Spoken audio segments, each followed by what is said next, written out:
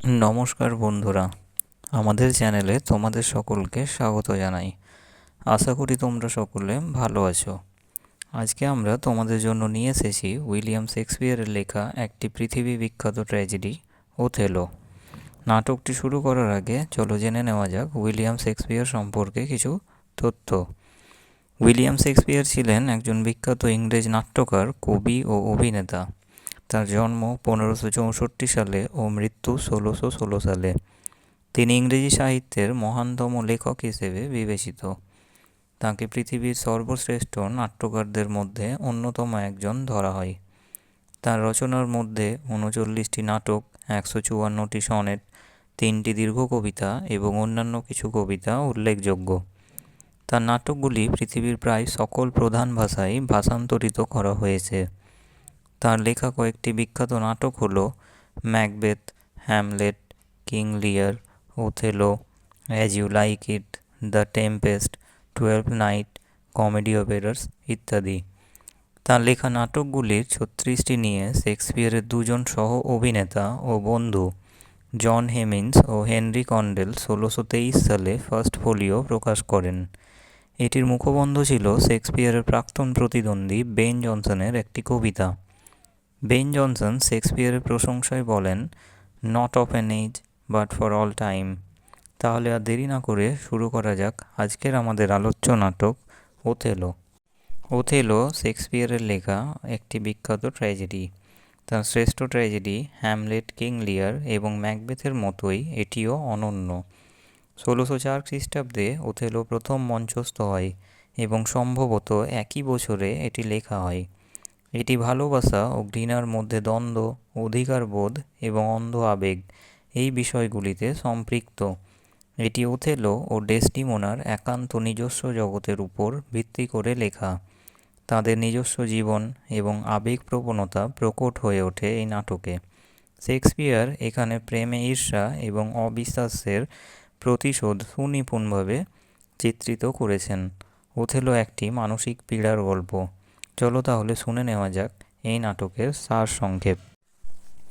বহুকাল আগে ভেনিসে এক ধনী সেনেটরের ডেসডিমোনা নামের একজন সুন্দরী কন্যা ছিল।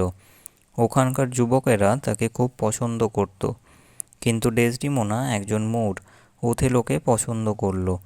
সে ছিল ওই প্রদেশের সেনাপ্রধান। ওথেলো ব্রাবেন্সিওর একজন পারিবারিক বন্ধু ছিল। ব্রাবেন্সিও ছিল ডেসডিমোনার বাবা। ডেসডিমোনা ওথেলোর দুঃসাহসিকতার, অভিযানের এবং যুদ্ধের সম্পর্কে গল্প শুনেছিল। সে ওগুলোর দ্বারা খুব প্রভাবিত হয় এবং তার প্রেমে পড়ে। তারা গোপনে বিয়ে করে নিল। ডেসডিমোনার পিতা ক্রুদ্ধ হলো। সে সভাতে বিচারের জন্য আবেদন করল। ডিউক উভয় পক্ষের কথা শুনল এবং ওথেলোকে দোষ দেওয়ার মতো কিছুই পেল না। ওই সময় প্রদেশটি সাইপ্রাস দ্বীপে তুর্কি আক্রমণের সংকটে ছিল। ওথেলোকে পাঠানো হয়েছিল ওই সংকটপূর্ণ অবস্থার সম্মুখীন হতে। সে তার নববিবাহিত স্ত্রীকে নিয়ে সেখানে গেল। সাইপ্রাস দ্বীপে পৌঁছে ওথেলো জানতে পারল যে একটি ভারী ঝড় তুর্কি বাহিনীকে বিধ্বস্ত করে দিয়েছে। সেখানে যুদ্ধের আর কোনো সম্ভাবনা নেই। ভেনিসের সেনাদের ছুটি উপভোগ করার অনুমতি দেওয়া হলো। কিন্তু ওথেলো এই উৎসবের সময় ক্যাসিওকে শান্তি এবং শৃঙ্খলা বজায় রাখার জন্য নিযুক্ত করল। ক্যাসিও ছিল ওথেলো এবং ডেসডিমোনা দুজনেরই বন্ধু। সাম্প্রতিককালে ওথেলো ক্যাসিওকে সেনাধ্যক্ষ পদে উত্তীর্ণ করল। যাই হোক, অন্য একজন উচ্চপদস্থ ব্যক্তি ইয়াগো ক্যাসিওর উত্তরণকে পছন্দ করল না। সে নিজেই একজন দৃঢ় প্রতিযোগী ছিল। ইয়াগো ওথেলোর প্রতিও ঈর্ষান্বিত ছিল। এখন সে তার সমস্ত শত্রুদের বিরুদ্ধে ষড়যন্ত্র করতে শুরু করল। উৎসবের মুহূর্তে সে ক্যাসিওকে মদ খাওয়ালো এবং মন্টানো নামক একজন সৈনিকের সঙ্গে ঝগড়ায় চালিত করল। এক বিশাল ঝগড়া শুরু হয়ে গেল। ইয়াগো প্রাসাদের ঘণ্টা বাজালো। তৎক্ষণাৎ ওথেলো উপস্থিত হলো এবং রেগে গিয়ে ওই মুহূর্তে ক্যাসিওকে পদ থেকে অবনমিত করল। ইয়াগো খেলার প্রথম পর্বে জিতে গেল। ইয়াগো ইতিমধ্যে ক্যাসিওর বিশ্বাস জিতে নিয়েছিল, যেহেতু সে ক্যাসিওর জন্য ক্ষমা প্রার্থনা করার ভান করেছিল। এখন ইয়াগো ক্যাসিওকে প্ররোচিত করল ডেসডিমোনার সঙ্গে সাক্ষাৎ করে তার সাহায্য চাইতে। ক্যাসিও যথারীতি ওটাই করল যেটা ইয়াগো চেয়েছিল। ক্যাসিওর জন্য ডেসডিমোনার দুর্বলতা ছিল, আর যাই হোক ক্যাসিও তাকে সাহায্য করেছিল ওথেলোর সঙ্গে প্রণয় চলাকালীন।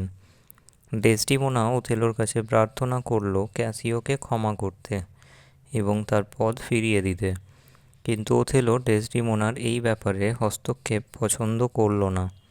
ইতিমধ্যেই ইয়াগো ডেসডিমোনা এবং ক্যাসিওর গোপন প্রণয় সম্পর্কের কথা ওথেলোকে বুঝিয়ে দিয়েছে।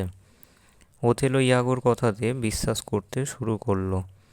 এবার ওথেলো গভীর মানসিক দ্বন্দ্বে ভুগতে থাকলো। ইয়াগো ডেসডিমোনার কাছে থাকা ওথেলোর রুমালটি পাওয়ার ব্যবস্থা করলো এবং ক্যাসিওর আসার পথে ফেলে দিল। এখন ইয়াগো ওথেলোকে ক্যাসিও এবং ডেসডিমোনার মধ্যে অবৈধ প্রণয়ের নিশ্চিত প্রমাণ দিল। ওথেলোর কাছে রুমাল হারিয়ে যাওয়ার ঘটনা ভালোবাসাকে আঘাত করার মতো ছিল। সেই ঈর্ষায় পাগল হয়ে গেল।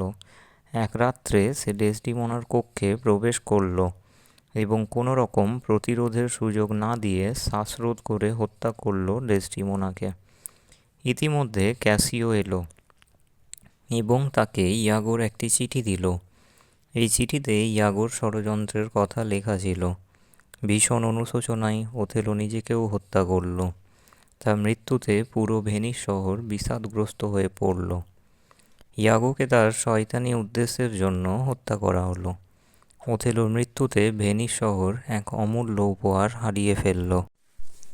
ওথেলো হলো একটি পারিবারিক বিয়োগান্তক নাটক, যেখানে মূর ওথেলো এবং ভেনিসের ডেসডিমোনার মধ্যে বিবাহ বিচ্ছিন্ন হয় ঈর্ষা এবং সন্দেহের কারণে। এই ধ্বংসাত্মক ক্রিয়াকলাপের দায়িত্বভার ওথেলোর ওপর ন্যস্ত হয়। ওথেলো ইয়াগোর কৌশলী ভাবনা ও ষড়যন্ত্রের শিকার হয়। নাটকে ওথেলোর সমৃদ্ধিতে ইয়াগোই সর্বাপেক্ষা বিক্ষুব্ধ ও অস্বীকৃত ব্যক্তি চরিত্র হিসেবে উঠে আসে। ওথেলোর মনে ডেসডিমোনার বিরুদ্ধে বিদ্বেষের বীজ ঢালতে এবং ক্যাসিওর ভাবমূর্তিতে কলঙ্কের দাগ দিতে নানাবিধ ক্রিয়াকলাপ সমন্বয় সাধন করে। ওথেলো অন্ধবিশ্বাসের ডানায় ভর করে ইয়াগোর দৃষ্টিভঙ্গিকে সমস্ত সমালোচনার ঊর্ধ্বে রাখে। ইয়াগোর প্রতি এই পূর্ণ বিশ্বাসই তাকে মহা বিপর্যয়ের দিকে ঠেলে দেয়। অবশ্য এই সর্বনাশা পরিস্থিতি এড়াতে পারলে ওথেলো বিজ্ঞতার পরিচয় দিতে পারত। প্রথমে ইয়াগো ক্যাসিও এবং রোজারিওর মধ্যে এক লড়াইয়ের ব্যবস্থা করে, যেটি তার পদস্খলনের কারণ হয়ে দাঁড়ায়। তারপর সে ডেসডিমোনার কাছাকাছি হতে ক্যাসিওর মনে আস্থা জোগাতে সক্ষম হয়, যাতে করে সে ওথেলোর কাছে অনুনয় বিনয় করতে পারে। ওথেলোর মনে সন্দেহ প্রবেশ করাতে ইয়াগো ক্যাসিও এবং ডেসডিমোনার সাক্ষাৎকে পুঁজি করে। রুমাল হারানোর ঘটনায় ওথেলো সম্পূর্ণ ইয়াগোর কবজায় চলে যায়। ক্রোধ আর ঈর্ষার বশবর্তী হয়ে সে শ্বাসরোধ করে ডেসডিমোনাকে হত্যা করে। ওথেলোর পরিণাম নিয়েই নাটকটি আবর্তিত হতে থাকে।